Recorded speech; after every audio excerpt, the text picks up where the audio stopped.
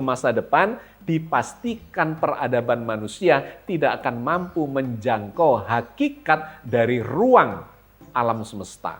Apalagi kemudian muncul teori-teori, indikasi-indikasi, data-data yang mengarah atau berbasis pada eksperimental yang menunjukkan keberadaan ruang-ruang yang lain selain langit dunia itu. Ada yang menyebut alam paralel dan seterusnya, kemudian memunculkan konsep multiverse, di mana bukan hanya universe yang satu, tetapi ini multiverse, dan semakin tidak berhingga.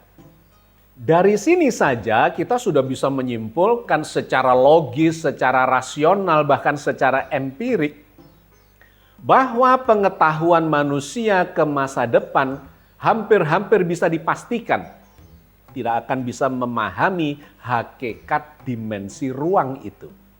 Satu. Yang kedua, dimensi waktu.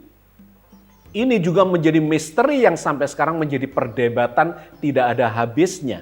Sebenarnya waktu itu ada apa enggak? Benarkah dinamika waktu kemarin, sekarang, atau hari ini, esok, masa depan itu sesungguhnya ada? Apakah itu bukan hanya ilusi dari pikiran kita, dari persepsi kita, dari pengamatan kita yang kita simpulkan secara subjektif? Ada pemikiran bahwa waktu itu jangan-jangan tidak ada, karena yang ada itu cuma sekarang saja.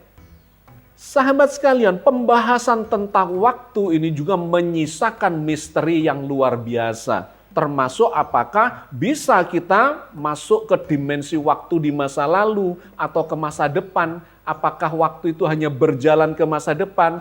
Apakah bahkan waktu itu akan bisa kembali lagi ke masa lalu? Dan seterusnya masih menjadi pembicaraan yang tidak ada habisnya dan menyisakan misteri yang luar biasa.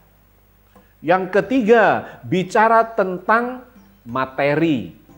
Ini juga menyisakan satu misteri yang tidak ada habisnya, yang difahami oleh ilmu pengetahuan modern, oleh sains, bahwa materi yang diketahui di jagat raya ini ternyata tidak lebih dari 5% saja. Selebihnya disebut sebagai materi gelap dan energi gelap yang menempati kira-kira 95% lebih dari realitas jagat raya yang tidak terdeteksi.